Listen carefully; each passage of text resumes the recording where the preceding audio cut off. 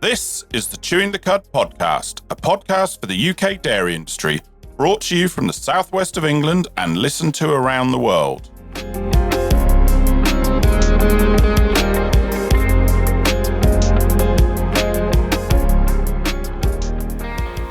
Hello and welcome to Chewing the Cud podcast. My name's Andrew Jones and with me today is... Sarah Bolt. How you doing, Sarah? I'm good, thank you. And you, Andrew? Yeah, not too bad, not too bad. I know we're going to talk about the weather again, but feeling a bit Creatures, warm. Yeah, creatures exactly. of habit, definitely. We're British. Feeling a bit warm for you today? Oh, too hot for me, definitely. I prefer it cool. I'd prefer it to be really, really cold than really, really hot, definitely. Yeah, well, I don't blame you there. I don't blame you. I mean, let's be honest. A few people say to me, is it a bit warm? Like, well, it's not too bad, but let's be honest, I don't do the work that I used to, so I can't complain too much. I can't complain. Anyway, today we're going to continue along with our journey. Last time we spoke to Helen and Stuart talking about genomics and how they make their breeding decisions. So we've obviously made our breeding decisions. But now it's time for those cows to calve, but we want to make sure we do the right thing to get those cows up and going as quickly as possible. And undoubtedly, we have an effect on the calf as well. So this time we're going to talk about transition. So any thoughts on that from yourself, Sarah? I was going to say it's such an important time, isn't it? Those 6 weeks around that calving period, both before and after, just really making sure that that everything's right. And we hear from Donald as to some of the things that could be a bit different to what we're currently doing. Definitely. It's a bit of a whistle-stop tour through a lot of the different systems. So obviously, if people want to know a bit more, then I suggest you talk to your advisor or reach out to ourselves. But otherwise, yeah, let's go talk transition.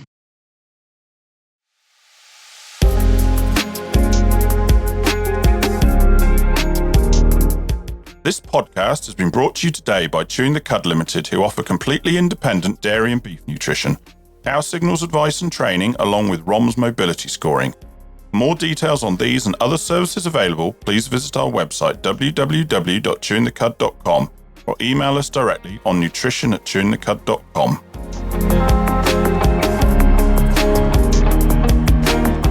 Chewing the Cud Limited now offers first aid training from a registered first aid at work trainer and experienced minor injuries practitioner. For more details, please visit our website www.chewingthecud.com or email us directly on training@chewingthecud.com.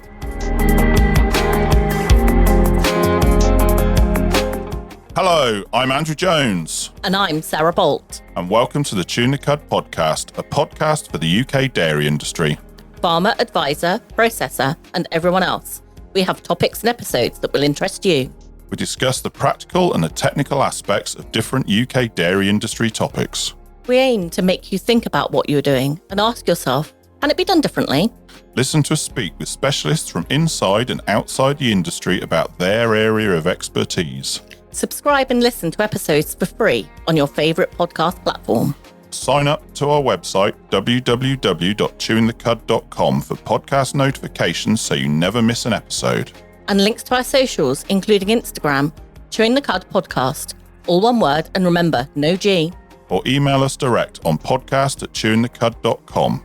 If you like what we do, please share and leave us a review to show your support. And that's it. Enjoy today's episode.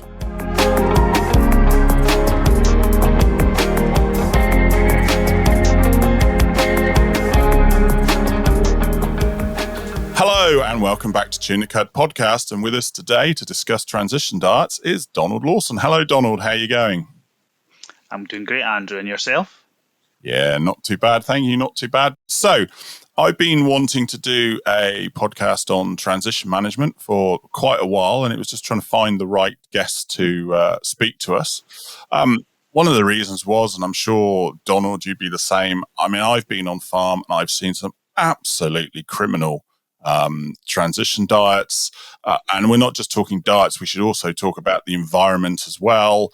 I mean, I guess that's a question for later, you know, what's the heat stress we've had recently done on transition cows. But I mean, I've been to farms where they've got 20 cows in the transition pen but only feed space for 5, or one farm was telling me that, I got lots of ketotic cows, and I look at the diet and he was feeding about two 260 to 280 megajoules of energy to his transition cows, and he wonders why he's got ketotic cows and just all sorts of things like that. So I just thought we'd talk about that. But before we do, Donald, just give us a little bit about yourself and how you got to where you are today.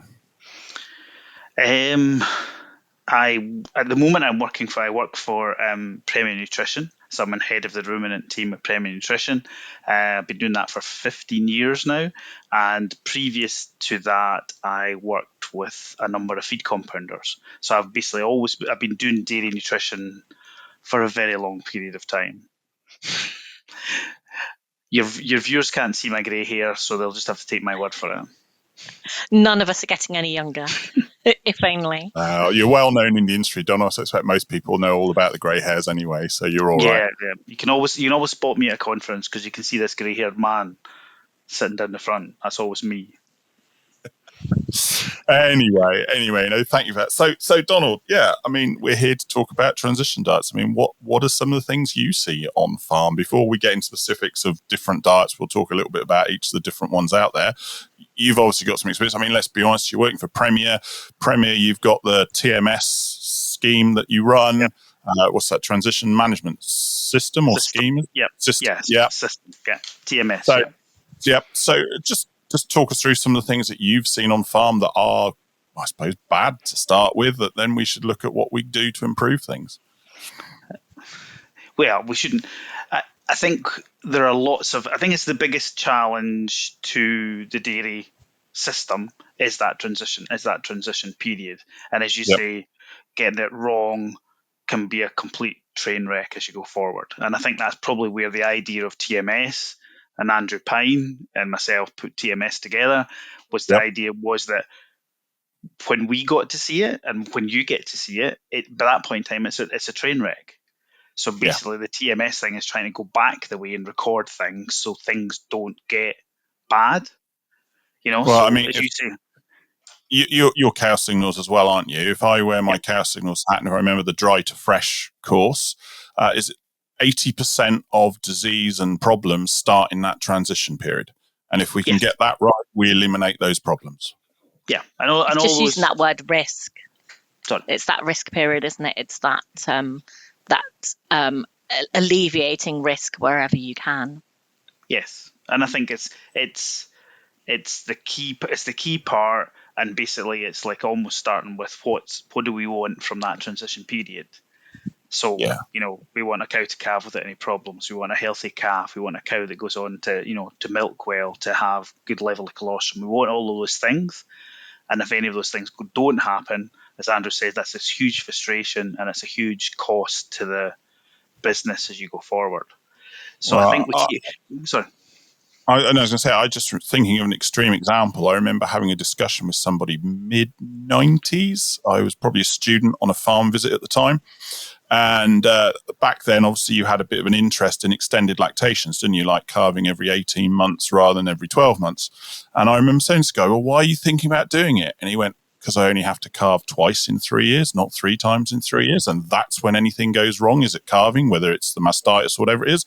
And it's only, now in later life, you appreciate some of what's it, but it was just like, oh, okay. And that was some of his reasoning for wanting to go for the extended lactations, because he eliminated that highest risk point within the cow's life. Yeah.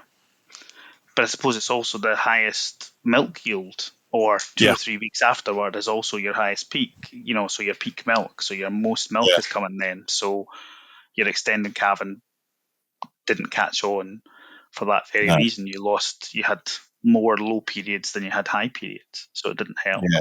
So, we're talking, this is 30 years ago, and obviously, you say that was a bit of a thing at the time, wasn't it? People were talking about it. Yeah. So, I think we looked at when TMS put together the numbers, and we can do it now as well for the numbers for what does transition cost. Yep. Then it'll be in that six pence number. Yep. So, the average number is 6 pence. So if the person at 2 pence higher than that or 2 pence lower than that 2 pence a litre is worth a lot of money to the average dairy herd. So just making those small improvements is important for people to focus on that area from that point. So how many cows are you looking at with TMS these days? We'll have a reduced number from where we were, but at one point we'd reached about 200,000. So It's we a still lot of have the cows. data. So we still have the data there for the 200,000 that allows us to say, right, what happens if this, this, or this. So in other words, what's your ideal body condition score? What's your ideal rumen fill? We can look at those numbers, but we probably have less than 100 herds running now, so maybe 70 or 80 now, still continuing to record and feed that data into the website.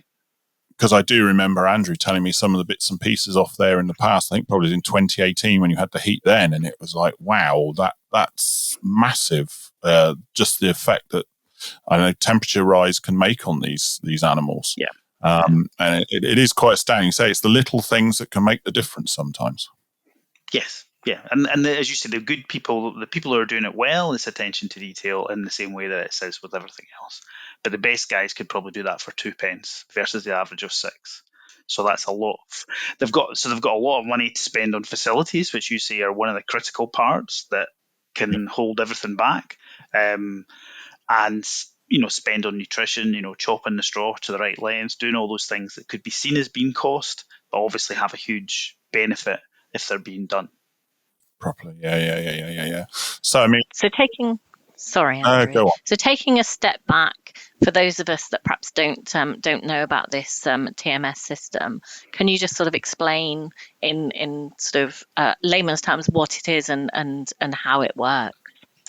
So what it is we have a series of assessors. We had a series of assessors. We've now replaced them with mostly it's companies that are doing it. So they'll have an assessor. So the assessor will visit farm and look at body condition score, rumen fill, lameness on dry cows, and the same information for milking. If milk records are there, then that gives it much more value. So we then import the milk record data. So between all those things, we're getting a measure of what's happening, and that allows us then to put a score against that, and therefore you see what direction the herd is moving. So if it's going down the way, then we'll have to go and do something. We have to take action. Or if it's improving, then what they're doing is making a difference. So it's useful to prove to people that yes, you should have 3 feet of feed space, because 3 feet of feed space makes a difference because look, your score's gone up. So it's a way of monitoring it, if you like. And as I say, from Andrew's point of view, and from mine, it gave us some remote way of looking to see what was happening rather than waiting to the end until it went bang into the wall and crashed. We have a way of looking for it in advance. So that makes a lot of sense. So catching an early warning system. It's an early warning system. Yeah. Well, as you say, and it allowed you. I'm trying to think what word I'm looking for, but it allowed you to. Well, really, it showed that what we've been saying through cow signals or whatever it was actually backed up by hard data, by saying, as you say, if you have that 3 foot of feed space for your transition cows, the difference it can make. Yeah. And those are basic things, but at least it then says, right, you do that, you're not instantly going to see the effect, but the effect will come through in terms of milk yields, whether that's 4-week milk yield or whatever, that benefit will come through the system as you go forward. So it was an easy way to, wasn't easy, that's maybe not the way to say it, but it was a simple way of us gathering that information. And, and we have lots of the data point number on it's huge in terms of how many data points we have. And again, we're still dragging information back out of it when we want to go and look at something. So what were the highlights, good or bad, from all of that data? The highlight is that, well, I suppose one of the highlights is that that rumen fill was so critical. The rumen fill, which is a nice easy thing. So you're looking at that triangle on the side of the cow, the only place that you can actually see the rumen. You're looking at that rumen fill and saying that rumen fill has to be as good as you possibly can. And we're saying on the left on the side, left-hand side, yeah, the opposite side from where you'd show a cow. I always tell people, like, if you see a show cow, she's always turned the other way around. So the opposite side, and basically, full cows have less problems. Empty cows have more problems. So that's a nice, easy thing to look at. You can see it instantly. and it's really a difference between empty and full. So that was the key thing. And then I think when it came to body condition score, there's a recent paper published, I don't know, maybe this year, maybe 2025, maybe late tail end of 2024, which looked at body condition score. So our work says 3.5 is where the number needs to be. And there's Right. an independent paper published from the US, which basically shows peak, the best milk yield is achieved at 3.5. Less than 3.5, so you go off the slope on one side and off the slope on the other. That's interesting. So you're saying 3.5, because I mean they obviously used to say sort of 3 to 3.5 for the Friesian, and then when the Holstein came along, they all went, oh well, it's 2.5 to 3. But you're saying back up, it still wants to be that 3.5. It still wants to be that 3.5 as she comes to at the point of calving. So, and as I say, there's one, all our data shows that, and two, there's a paper just published, I think it was late 24, which shows the same evidence. And to be honest, if I remember right, back to the Herd Vision podcast, was it something like over 3.14 or something? I can't remember the exact figure. Possibly listen back, but it showed that if it was below that at calving, you had another like 10 days or something days to conception. It was some figure like that. So that backs it up as well. Yeah, and the difference in milk, our difference in milk yield was maybe slightly smaller than the published paper, but the published paper was probably 5 or 6 kilos of milk difference between being your 3.5 and heading towards 4, or being your 3.5 and heading down to 2.5. So that leaner cow definitely has a penalty in terms of at least milk. But but logic, you would say probably fertility as well. Yeah, definitely. And I mean, I guess maybe you don't want to embarrass anybody, or what are some bad things you saw around and about when you were doing it? I'd rather stay away from bad things, Andrew, if it's okay. No, that's a fact. Opportunities for change. Yes, that's what I call them. Opportunities for change. Opportunities for change. I think the most common one is feed space. I'd say lack of feed space. Lack of feed space being, and I appreciate that it's not always easy to build a pen. People don't calve the same number of cows every month. That's not the way it works. They can calve they could calve double or treble one month what they do to the next. So therefore, having those facilities set to allow that is very difficult, isn't it? So I appreciate that, but again, we recorded when we were doing TMS, we were recording how many cows were in the pen, and again that predicted bad outcome. So basically, you overstock the pen, you get a bad outcome in the next 2-3 weeks when she comes a fresh cow. So that chop length of straw is just, again, we need to chop it. If we're going to feed 4 or 5 kilos of straw, it needs to be chopped. And what length are you? Oh, you can't see me about that. But what's that? 1/2 inch. So yeah, but you need to have it chopped. If you don't have it chopped, and it needs to be chopped by something other than the wagon. The feed wagon is not the thing of, you don't want to do it that way. And as I say, there's all sorts of, there's good work to show that you get a benefit out. You get a benefit out of that. You get a benefit of intake. You get a benefit of rumen fill. All of those things are benefits. So. Well, I was going to say, in the best will in the world, you and I, Donald, or whoever it is, could give somebody the best best transition diet in the world. But if the environment and the facilities aren't there, it's not going to work, is it? I mean, I suppose that's ultimately why I got into cow signals, and we've talked about, as you say, the feed space is a big one, and all the other things come into it. But like you say, tub grinding straw, to me, it's just not worth it unless you do it. The difference that makes is huge, as you say, especially if you're doing 5 kilos or whatever plus of chopped straw. Yeah. It does make a huge difference. So that, I'd say the pen size, in terms of it's a straw pack, and feed space and straw chop length are the things that make a difference. The other one is having dry cows and hospital cows in the same pen. If I want to have a really big, do you have a recommendation for sorry, for size? Do you have a recommendation there for size, Donald? I'll come back and answer that back at the. I'll answer that question pretending that you've asked me it. But yeah, having dry cows in a hospital pen just doesn't, putting cows with, lame cows or whatever that have foot rot or whatever in the same pen as a dry cow, just as, because it's a straw pen, people just have one straw pen, so they put those cows in with thingy. It's just crazy. So that's the other.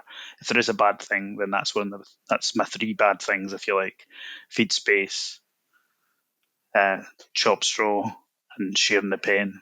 It should just be for dry cows and dry cows only. And then there's some really, don't get me wrong, there's some really good dry or transition cow sheds being built now, isn't there? There are some really, really good ones, very positive ones, but there are other ones where we have to try and figure out what could you change for a small amount of money as you possibly can, and that's not easy. Yeah. That's not easy. But if we've sort of talked about facilities, maybe if we sort of talk about some of the different types of transition diets out there, and then maybe we can discuss each of them one by one. Let's start, I suppose, the way I've sort of put it. I know you've already seen that I've sent you a list of things we were discussing, but I mean, let's start at the top then. If we go for that, if we say standing hay, dry cow nuts, thoughts on that? I would say I've got less experience of that from a Scottish North of England side. I see the logic to it for say an autumn calving herd to have that kind of system in place. My only concern is that we're not measuring intake, and if intake is one of those key things in terms of we want to drive that intake of the dry cow, so that basically, is it something like that her intake in the couple of days before she calves and her intake 3 weeks post-calving is directly related to each other? So the more she eats pre-calving, the more she eats at 3 weeks. So do we really know what our intake is in that system? And are we really controlling decab? Because obviously we don't know what she's going to eat. Is she going to eat leaf? Is she going to eat stem? So I can see the logic to it, and I think there'll be people who have make the system work, but that's my reservations on it. But as I say, I haven't seen too much of it, so I can't really. It's conjecture on my part. It's fair enough. It is more, as you say, an autumn calving thing. Usually more, how do I put this? Autumn in the sense of sort of 7,500 litres, a typical sort of herd like that. As you say, with some standing hay, some dry cow nuts, and then just slowly, strip graze them across the field. Right. And people it does work for some people. Yeah. I think giving them that fresh standing hay on a daily basis, that does mean that you're getting those perhaps regular intakes a little bit better than perhaps just a set stocked area and the like. But I suppose so it would be better than just having a field of grass. Yes, that grass is going, and so you tend to have a field that's just set aside for them, so the grass doesn't grow. So this way, you're actually making the intake better because you have X kilos of standing hay to allow them to eat. But as I say, so I can see I've less experience, but it seems a logical system. I suppose it's trying to get that decad low, because obviously on any dairy farm, it's going to be difficult to find somewhere where you've not given it a lot of slurry and therefore have a very high potassium number against it. So it's going to be difficult to do. So, but it does make logical sense to do it, I think. If we move on then, mag chloride in water, because I mean, obviously there are some systems where you can add it directly in, either directly into the water supply, I've forgotten the name of the company that does it, or people just simply split a bag and stick it straight in the water trough. Comments on that? Rough and ready. I mean, as far as I suppose it's very difficult, because I mean, if you've got like a dosatron system or something where it's going to put it in, I can see that being controlled. I can see that working. I don't see any difference from that compared to adding the material into the TMR. But if you've not got a TMR, then that's obviously the way to do it. Taking a 25 kilo bag and putting holes in it and throwing it in the trough gives me the gives me the jitters, because obviously the concentration is going to be really, really high at the beginning and very low at the end. So how do we make sure we're getting the right amount, if you like? But as you say, that does work. I've got people who do this, and it does work. And if it stops or reduces the risk, then it's worth doing, isn't it? So I mean, if this stops 1 or 2 cows getting milk fever, then it's worth doing. It could be a bit more detailed, so I can see the dosing system seems really useful, and that would be a way forward, I think. But putting a 25 kilo bag into the trough is a bit rough. So what happens if they don't drink it? So you don't have any, So that's that. We don't. So if it's enough to put people, if it's enough material to put them off drinking, then we're actually going back the way, aren't we? We're not Well, I actually was going moving to say forward. that can be the problem sometimes, isn't it? Because mag chloride can, taint, I suppose is the best word, the water, so that then there isn't the intakes. Yeah, and I have and I have seen it doesn't fit into the category of bad things, but I have seen someone where there was a typo, and instead of someone putting 100 grams of magnesium chloride into the TMR, they put 1 kilo a cow. Okay, now what? It's one of these life lessons, right? So day 2, cows still hadn't touched it. Day 3, they decided, right, there's definitely something wrong with this. So obviously, and was trying to figure out, you couldn't smell mag chloride, you couldn't do anything, but just, so it's got a 10-time factor there, and that basically stopped them eating it. And probably, I don't know, 25 kilos or 30 kilos of TMR, multiplying it by 10, and you just stopped them eating it. It was crazy. They were standing, roaring their heads off by day 2. So something had to be done. But it just shows how bad that can be. Well, I was going to say it sort of moves on to a partial decab, because, I mean, let's be honest, most people do then feed, as you say, mag chloride in a TMR. And you've obviously mentioned that example. I mean, I suppose usually you'd put a limit of 150. You could go up to 200 grams, but then you're starting to affect the palatability. Yeah, I would say sort of max 250. But then obviously the partial decab, you have to decide what's your definition of partial decab. Yes. Is your partial? Are we talking? Is it less than 150? Is it less than 50? Or are you using pH? Well, you're not measuring pH, so you maybe don't know. But that one. But your decad number is what you should be measuring it on. So the question is, where do you draw that number? I would say less than 100, but other people go less than 200 and call it a partial decad. So the number is a bit variable. Yeah, definitely.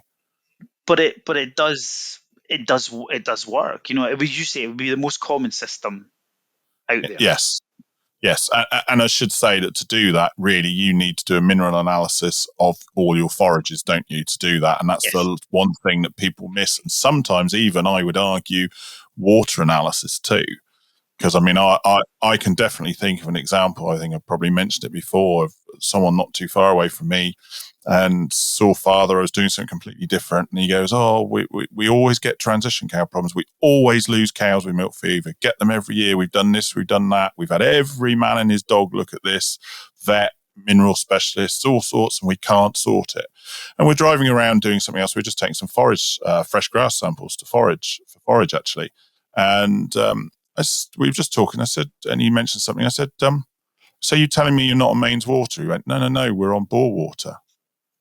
Right. When did you test it? Well, that's not going to make a difference, is it? I said, it could very well make a difference. So luckily I had a bottle in the back of the car. We went and tested it. And I can't remember what it came back as, but it came back in whatever it was high. And the outcome of that was now his transition cows go on mains water. And I remember that very summer then, because they're autumn calving, I saw father at 2 local shows, and both times he came up to me and said, thank you so much. We've had milk fever, but we haven't lost a cow. We have not had a cow go down. They've been sort of subclinical almost compared to what they used to be. We haven't lost any cows. So I would argue it's one of the biggest things a lot of people don't consider is the water supply as well, because that can have a huge difference. I'm going to add one in there as well, particularly in this really dry weather, that actually the boreholes, the mineral analysis in those boreholes can be changing as well. Yes. So actually during a really wet period or during a really dry period, it's really important to test that water if that's what the dry cows are having. Well, yeah, so exactly. As you say, if it's dry, it will be more concentrated. If it's wetter, it will be less concentrated. And you say it can all have an effect on things. So, but as you say, partial decab is probably the most common. Are there alternatives to mag chloride for doing it, Donald, or is it the only one I'm aware? Ammonium chloride would be used as well. Right. Or you could go for some of the sulfate, so you could use magnesium sulfate. So there are a variety of sources that could be used. Yep. You probably find that ammonium chloride would be the one most often used in compound feed rather than mag chloride, because mag chloride, if you've seen a bag of mag chloride, I think the word is hygroscopic, so it basically absorbs water. Well, it's about seven molecules of water attached to the mag chloride anyway, and once you've opened the bag, it just becomes a lump of concrete. So it's not very, I think they could do it in blends, but maybe not do it in compounds. So therefore, they tend to use ammonium chloride. So ammonium chloride works just as well. Maybe probably off the top of my head has a slightly higher decad number against it. So you could do that. The question is, where's that number sit? I think we've talked about calcium, or we've been talking about calcium pre the discussion, and there's certainly some stuff where if you were slightly minus, so if you took your decad to say minus 10 or minus 20, is that partial decad? You have to make up your mind, but at that, adding calcium gives you a benefit. Yeah. So where it sits in that drift between plus 100 and minus 50, whereas total decad or full decad would go to much lower numbers. It could be 120 or 150, but just below that zero number seems to be that you could get a response from putting calcium in there. So it's a very specific thing. But yeah, it's the most common system. But sometimes works and sometimes doesn't, because again, all those other things round about you are not. It tends to be used without mineral analysis, to be honest, doesn't it? Yeah. Or is that what you find? Yeah. I've got to be honest, if I'm doing it or have done it, I always make sure there is a mineral analysis done, because otherwise, but you're right, there's plenty that do it without, but you are really finger in the air taking a guess, and most people then probably put it at the higher rate just to cover themselves without actually knowing what's there. But I'd say you're potentially affecting palatability. I mean, you said, you might go 250 max. I've sort of gone 2 max and felt uncomfortable really anything over 150, because it normally starts affecting palatability. Yeah. I mean, I think it's like all these systems. What you're trying to do is find the lowest decad forage that you can. Yes. First and foremost, whether you're going partial or whether you're going total, you go and say, right, which is the lowest. So it might be whole crop, it might be maize. Those would tend to be typically lower decad than grass silage. Yeah. So therefore, you look for that. Can you do that first and then add your decad source? Because again, your decad source is going to be mag chloride's not an expensive material, but it's going to cost money to do it, and the less of them that you add, the better. Realistically, it's trying to build your diet around to get low decad before you start, and then add in your anionic salts afterwards. Well, as you mentioned forages, let's talk about grass. I mean, you could, as you say, that's got a higher value. You obviously want it to be unslurried ground, isn't it? The grass size, and I mean, the ironic, I don't know if that's the right word, we've been pushing, or the industry's been pushing for better quality silage, which it is, but actually, if you're transition cows, you could probably do with not such good silage, couldn't you, if you are feeding them grass silage? Again, I think this year, perhaps with it, the grass going to seed quite early, perhaps some second cuts might be of that lower quality that might actually be doing do quite a good job this year potentially. Yeah, that would be possible. But then we've got the worry that people say when they went to pre-test grass for first cut, they could see the fertilizer on the ground. Yeah. So that fertilizer may have come through the system, or the slurry may have come through the system. So we actually get that with second cut. I don't know the answer to that yet. I've not Well, I know tested any yet to see where it's come to. Yeah. One guy, I think, if I remember right, he basically just keeps a field or two or whatever it happens to be of permanent pasture that he effectively makes low input, and he uses that for his transition. So then he's not got those issues to worry about. Yeah, and I think that's it. But we've all seen decad for grass at what 600 plus 600 plus 700, which is almost impossible to get down to, even to get partial decad, even to get under 100 is kind of very, very difficult. So you have to feed a lot of straw, or you have to find an alternative forage. But yeah, if you've got somewhere to put, but the problem is, where do you put that stuff that you have these couple of fields? Yeah, exactly. It's having that small pit. Or a small pit. So, but yeah, it's a sensible thing to do to try and make as low decad stuff as you can, and again, avoiding slurry is your key part. Yeah, definitely. But as we talked about, I guess really the next thing is probably full decab then. Yeah. Thoughts on that? I mean, a lot of people are put off by the idea because they have this idea in their head they've got to run around with what am I looking for? Litmus paper, taking pH, taking urine tests and measuring pHs. Yeah, but I suppose, does that mean it's work? Is that work? Or is that time? Is that money? Is it? I mean, because overseas, I mean, what I gather, like the US and that, like full decab is more the way to most people go, isn't it? Yeah, I would say most of the US one seems to be that way. So, people have the urine testing being done by a vet tech, for example, rather than have to do it themselves. So therefore, the cows are locked up, and then we test them. So you can test urine pH, but the benefits of it are huge in terms of, you can do that. So you're looking to be maybe say minus 150 decad rather than your plus 100 for partial. But in terms of fertility, milk, all those things will give you a positive for going for that minus decad, which is why the Americans have been doing it for this length of period of time. I guess it's that little bit more effort, but all the research has shown that there are a lot of benefits from it, doesn't it?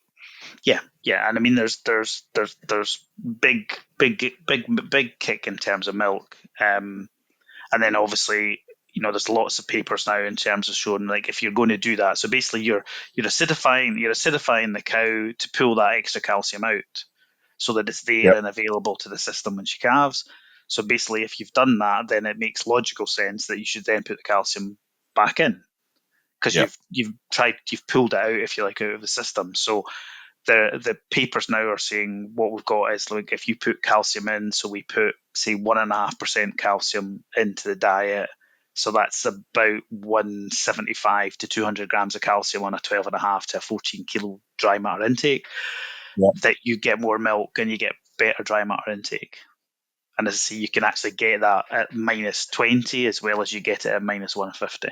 So I think for a little bit of work and a little bit of effort, and getting cows to pee is not easy.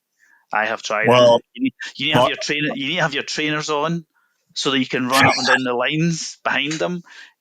Or you get yourself what you then need is a piece of Alkathane pipe with like the kids go fishing nets, at the little kiddies fishing nets. So you have a bit of wire at the end, and you have the bottom of a squash bottle.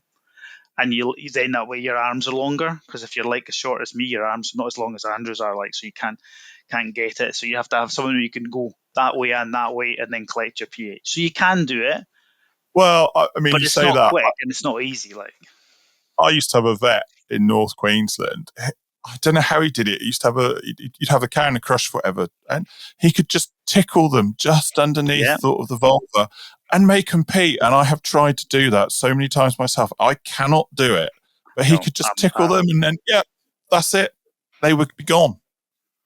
If you could do that, it's easy.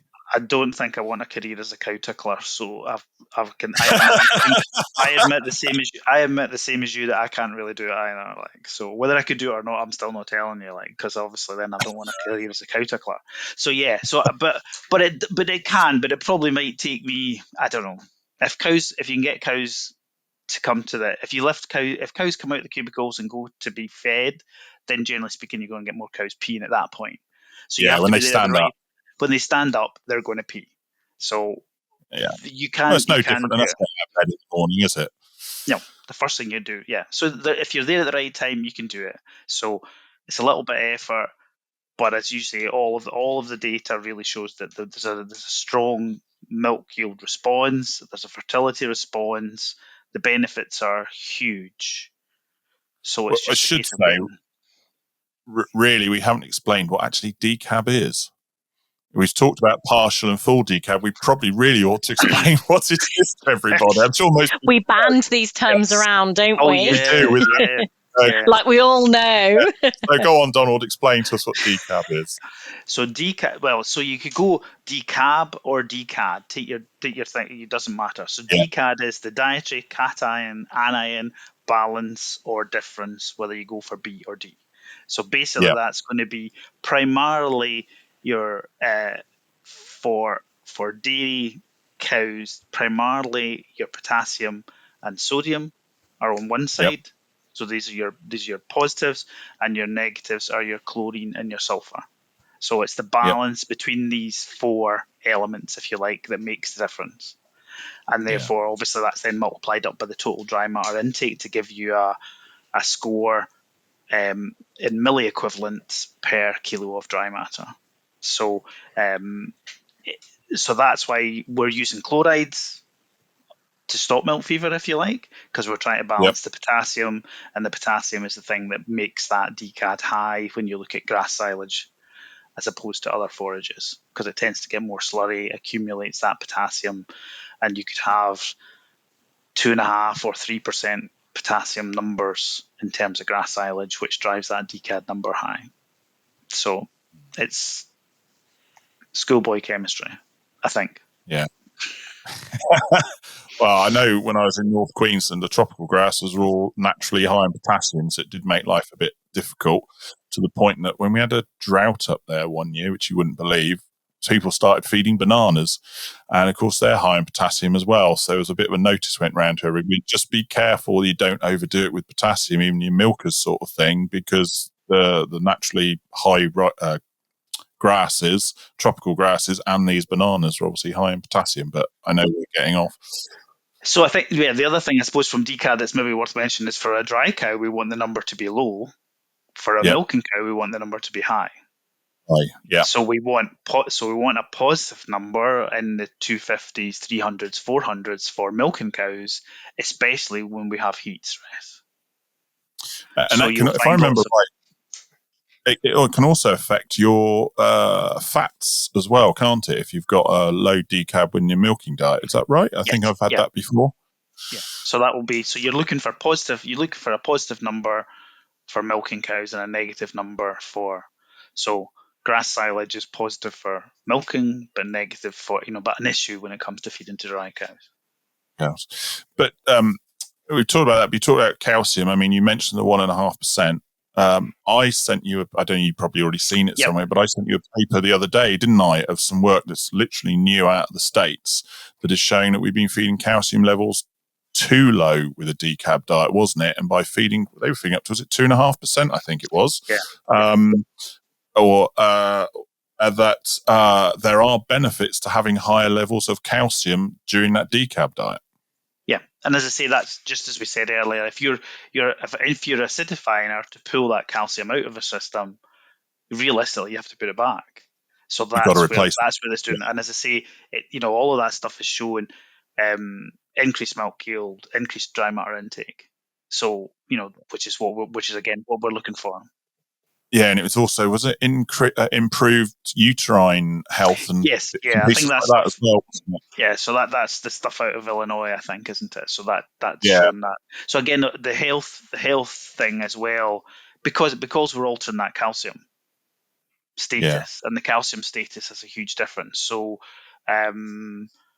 to take us down a rabbit hole we might never get back out of, calcium. The calcium is that if you look at day, in the past we've looked at day one calcium.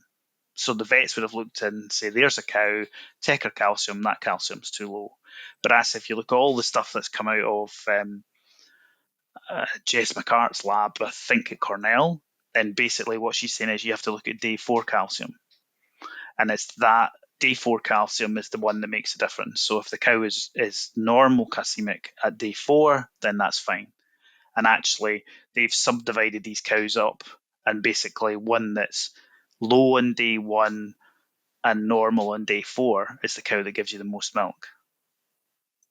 Because she's trying to get into that system to try and produce more milk, so the demand's on her.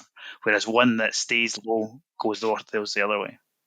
Yeah, I was going to say it makes sense because, to be honest with you, in day 1, there's still a lot going on. We've just gone from, literally turning the taps on and everything's still trying to sort itself out, from having a transition diet to a milking diet. The minerals are all changed. Everything's still up in the air and not settled down. But we're on calcium, so let's move on to the next one, calcium binders. I mean, the most well-known one that everyone knows is Excelit. Yep. Thoughts on calcium binders? Well, really, actually, they've repositioned themselves in that they're not calcium binders, they're phosphorus binders. Okay.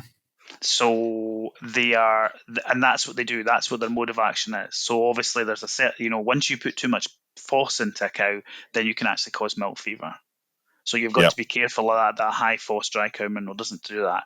So if you look at all the stuff now, they are definitely a phosphorus binder. If for cows that grass, if you've got cows that grazing and you want to control milk fever, perfect. Brilliant. Well, I was going to say, or high grass silage or grass silage diets. If that's all you've got, then they say if you've got high grass forages, high grass silages, they are a great product for that, aren't they? Yeah. So, but the problem we have is there's a bit of doubt as to what they bind. So do they bind just calcium? Well, Do they just bind calcium? I think they definitely bind magnesium. So basically, if you're doing a diet, you want to make sure that they've got the mag numbers on the top side of where the range is for that as well, because they will bind a bit of mag. But I think in the situation where you need an answer and you need an answer quick, then basically they'll give you an answer quick and they'll sort the problem for you. Whereas if you're going to go and get a mineral analysis done and then come back with a diet, that takes time, doesn't it? Whereas a zeolite binder goes in, does what it says on the tin, it'll stop milk fevers. There's maybe slight disappointment in terms of peak milks on the back of it. So it's not perfect, but in terms of stopping milk fevers, that's what it does, what it says on the tin. So, thinking. I just wonder how many people realise where these products came from originally. I was going to say, because sometimes you hear of it sort of going in a diet as standard, and what you're saying there is that actually it's almost an emergency situation. Use it, but don't sort of put it in there as a sort of standard. This is going to be the right thing for my cows in this period of time. Yeah, I think this is my opinion. Because you're asking me for my opinion. So my opinion is that you should be able to find another way to sort your problem. But if you want to solve a problem quick, there is no doubt about it. That's what it is. Now,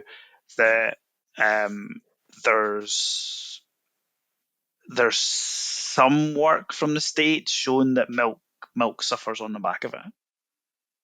So that we fail for cows. Cows don't adapt to that calcium quick enough after calving.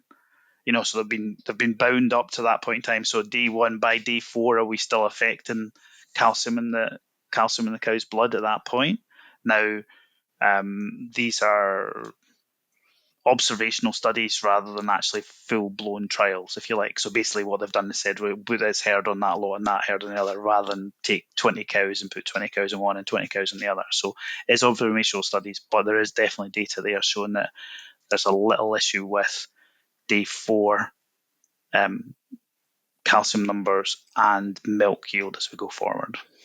But in terms of fixing a problem, it fixes the problem. You won't get any milk fevers. Whether you maybe get slightly less milk than you would like, but if it works in terms of milk fevers and we're not losing cows, then, and somebody wants something simple, then that's what you should do. And as we already said, they're very good for high grass diets, aren't they? Yeah. Cows at grass. It's a nice, easy way to sort the thing, because you can't do anything else, can you? You can't give her a decad diet. You can't add straw to her diet. She just has grass. So if she's going to have just grass and you've got milk fever, then I think that's the product for you, to be honest. Yeah. So moving on to the next one, good old Gordy Jones and his Goldilocks diet. If you know that, well, let's just say Gordy's a brilliant. What's the word? Orator? Is that the right word? I've heard him twice. He's brilliant. He's fantastic. Fantastic. I do think they should pay credit to the fact that it was Jim Drackley that did the work. And then, right.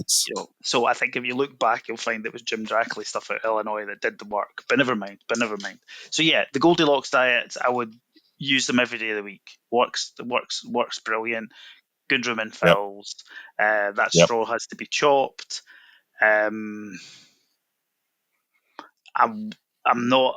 I would think that and actually, if you look at what Jim Drackley says, it's don't get obsessed with your energy level.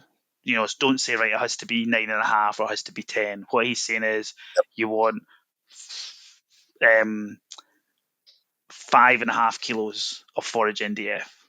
So somewhere between 5.5 and 6. Probably not more than 6 and probably not less than 5.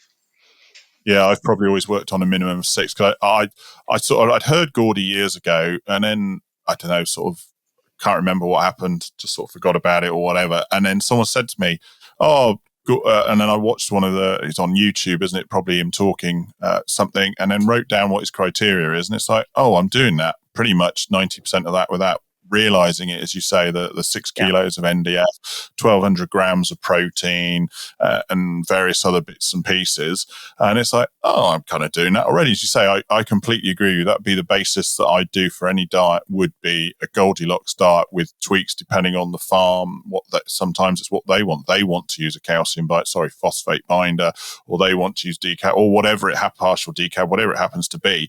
But that to me has always been my basis, or has now been my basis, is that Goldilocks diet, and I've done that for a number of years, and I think it works really, really well.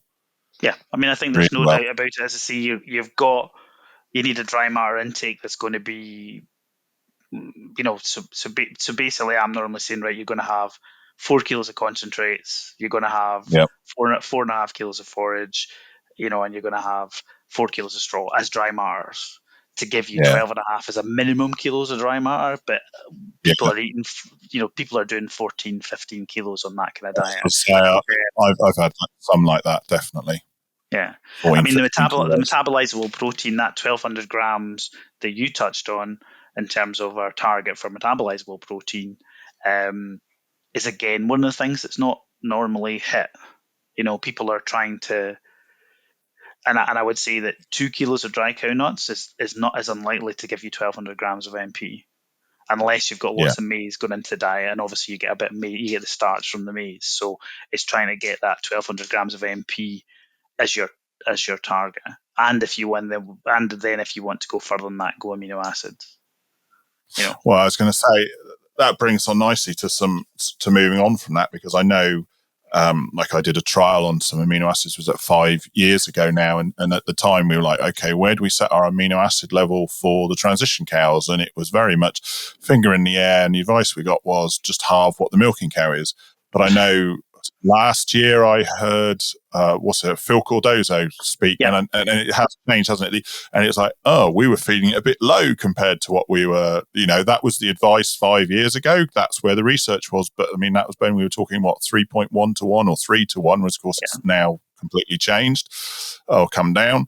But yes, I mean, the amino acids, that they now have a more defined figure, don't they, as to where they should be if you're feeding amino acids? Yeah, so there's a defined number there, And I suppose if you're going to feed amino acids, then feeding it to dry cows, which you're going to do it for 3 weeks or 4 weeks, gives you your best return for your money. So in terms of looking at lysine and methionine, that if you want to do amino acids and try it, that's where you would do it, because yes, it's not going to be cheap, but it's cheap per cow because you're doing it for 3 weeks rather than doing it. And again, for milking cows, it's where do you cut it off? Because you don't want to be doing it for a 200 cow or a 200 to 250 day in milk cow. So it's finding someone that's got the ability to split it. So yes, there is a defined number now for our met lysine and our met methionine for dry cows, and that makes life simpler. We're not having to worry about ratios. We don't have to worry about anything else. It's just that's what the number is. So it makes it simpler. But it is interesting. So I had a client that's what they had a system, and I'll be honest with you, they used a binder and it worked. And when I started working with them, so they wanted to stick with it, fine. Didn't get a lot of milk fevers. But then for the year afterwards, we started trying the amino acids. The comment from them was, and okay, it's anecdotal, they just seemed to completely eliminate any problems of the fact that we got the methionine in there, balance the diet as it was at the time. Again, this was before these latest figures. And it just really did seem to make that difference for those cows during transition period. So, I mean, I would, like you say, if you're going to do it, that's the time to really make the most of it. Yeah, and it does. There's lots of data to show the benefit, whether that benefits fertility or whether that benefits milk yield, or as you say, whether it benefits health. Yeah. And obviously, we started a discussion saying that transition period, that move from dry to milking, is where 80% of our disease issues are. So if we can improve health, that's the point in time we want to improve health, isn't it? Yeah, definitely. That's our target area. So if we have to spend a bit of money at that point in time, it makes sense. So I think, from a primary nutrition point of view, if somebody says, right, where are we putting amino acids? I would say that 80% of the amino acids that we're putting into, whether it's going into minerals or whether it's going into concentrates, is going into the transition period, and it's maybe 20, so maybe 75-25 at best. Because having a group of cows that you could then do it on the milking side isn't as easy, because not many people have a fresh group or a specific group that might run to 100 days that you could justify the cost of amino acids against. I mean, we're talking health benefits, choline. I mean, most people still think of choline as for fat cows, but I know there's been some research last year or two that show it has a lot of other health benefits as well. Yeah, I would recommend choline. Would recommend as well. Again, it's one of these things, like a lot of these things that we feed for that 6 week period or whenever that 100-day period of transition, and we get a kick for milk that goes on thereafter. So we can feed it to up to the end of the first month, but we still see an increase in milk that continues to the end of the 305 or 325 day period. So in terms of return for your money, it seems to be what you invest in that transition period gives you a response that goes all the way through the rest of the lactation. So I think we could argue that's the same for facilities. We could argue that's the same for some of these additives that we put in, that gives a response as we go through. Now, something I don't know a lot about, the B vitamins. Any thoughts on B vitamins? I think there's maybe less data there. There is some information on some rumen protected B vits that have been tried. I think the data's not as strong as it would be for, say, for choline. Choline, I think, is a B vit as well, but again, it's not as strong information there. So if we can do something that's relatively cost effective, then it would maybe help. So, but I think there's less information there. The choline has, a folder full of papers that will show you're going to get a response. So, if you're going to spend your money, that's what you'd spend your money on, something that's going to give you a 3 or 4 to 1 return on your money. Yeah. Do you think that maybe that B vitamin is going to be the next thing once research has been done, or?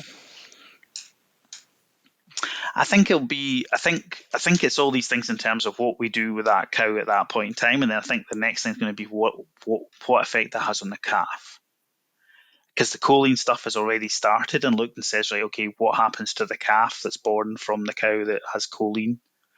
And there's some stuff on calcium. There's some stuff on calcium as well. So going back to that day 4 cow having a good calcium, if you then look at the day 4 cow with good calcium versus the day 4 cow with low calcium, and look at her calf, then you see huge differences in health, huge differences in passive transfer, and huge differences in diarrhea, for example, or scour in calves. You see a difference, which really blows my mind, because that calf didn't know that cow was going to be hypocalcemic at day 4, did she?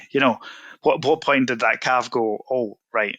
But it's there. It's good data to show that difference once you get to so Yeah. so that calcium is is a relatively cheap raw material, and it has an effect on that calf. So choline has an effect on that calf. So I think it's all of these things that are then going to have an effect on the calf and the health. Well, generally speaking, the health of the calf as it goes forward is where that research focus is going to be. And just to go back and look at some of the stuff we've already done and see what effect it has on calf. Like methionine has a benefit to the calf, doesn't it, as moving forward and things like that. Another one I just thought of, omega-3s. Any thoughts on omega-3s? Omega-3s, more in terms of fertility, but obviously as we're thinking about the egg that's going to be fertilized at day 42 or day 49 has been produced back in the dry period. So again, that's where our omega-3s do have a benefit in terms of improving the quality of the egg, if you like. But I think some of that's also been done by. Problem is, lots of these additives do the same thing. So it's trying to price them apart and see, okay, which one's going to give us the best effect. But yeah, the omega-3 would work from that point of view because that's affecting egg quality. So therefore, whether that's fertility or reduction in early embryo loss, we would possibly get an improvement from that. Okay. I've got to be honest with you. I'm looking at the time and I'm thinking we've had a little. I know. This is what you said at the beginning. You said this at the beginning. You said, don't worry about talking for an hour. It'll not be a problem.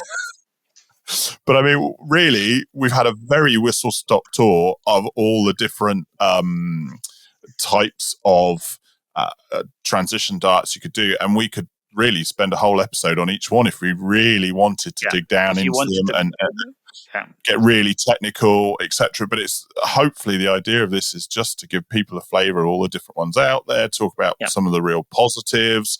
Because I've seen some terrible ones, and it's just to make people think about always what people think about what they're doing and can it be done differently? Can they do better? But I mean, really, I hate to say it because I know we could just keep going, but really, any last words of wisdom from yourself, Donald? I mean, really, I suppose you've touched on the 3 things you would do, but what would you do? What advice would you give to people when they're looking at transition diets? When it comes to transition diets, what my normal phrase is, I don't care what it costs, does it work? Yeah. So basically, don't be afraid to spend. Don't for goodness sake, if the system works, if everything works, cows get you producing enough milk. Don't go looking for savings and cost in your dry cow diet. It's the one place you should spend the money, isn't it?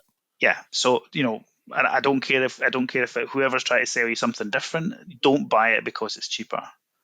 Buy it, if you've got a problem, then everything's on the table. If it's not, if everything's working and somebody tells you they can save you 10 pence on a dry cow diet, don't fall for that one, because it takes a lot of time to get everything working and everything all lined up. So if it's working, leave it the way it is. Yep. Sarah, because I know you've been sat there quietly listening to I've been taking it all in. I've been definitely taking it all in, and I think that what I've taken from what I've been listening to is that actually we've got to remember that we're setting our cows up for their next lactation during this transition period, and therefore it's really important that we measure and monitor what's going on with them, and then we can make some informed decisions. And we've heard today about various different things that perhaps we could bring in to make some of those changes, those opportunities for change that we discussed earlier, whether that's calcium, amino acids, choline, potentially B vitamins. But actually, if we don't measure and monitor, we won't catch it early, and we'll then be sort of that emergency sort of first aid situation. So I guess it's really measure and monitor so that you've got that early warning system, and maybe some small changes for positive effect. I think that's very well said, actually, because it's often that's where the bottleneck is on a farm, is that transition period, whether it's because there's not enough feed space or not enough lying space or whatever it happens to be. As Donald mentioned earlier, we can't build a shed for every cow. It's based on the average, and sometimes there will be more than the average in there, and that's usually when you start to see some problems showing up. So no, that is a very fair comment. That like all these things, if you can't quantify it, then you can't measure it, you can't quantify it, and if you can't quantify it, you can't do something about it. So really, I'd like to thank Donald for his time today. It's been absolutely brilliant. As I say, I know it's a bit of a whistle-top tour, but obviously if people want to know more about it, then obviously, reach out to us or whoever it happens to be to have these discussions. That's the whole idea of this, is to make people think about what they're doing and maybe to prompt a discussion with whoever you get your advice from, to see if you've got problems, what can be done differently, what can be done better. And it really, if you're going to focus anywhere in that lactation, in that year of the cow's life, it's this transition period, isn't it? That's when it needs to be, because that, as you say, just sets up so much. It can affect disease. It can just, everything moving forward comes from that 3 weeks. And if you get that right, then usually it sets you up for the rest of the year. So off on the back of that, I'd like to thank Donald, and but otherwise it's a goodbye from me. It's a goodbye from me, and lovely to meet you, Donald. That's goodbye from me. Thank you very much.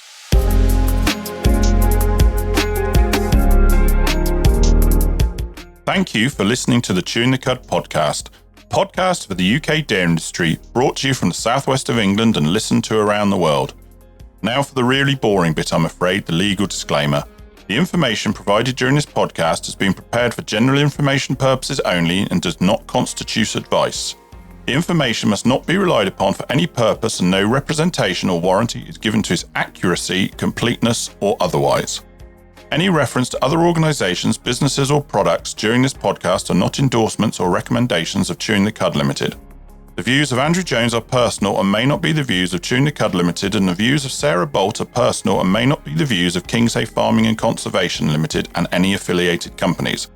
For more information on the podcast and details of services offered by Chewing the Cud Limited, visit www.chewingthecud.com. Thank you and goodbye.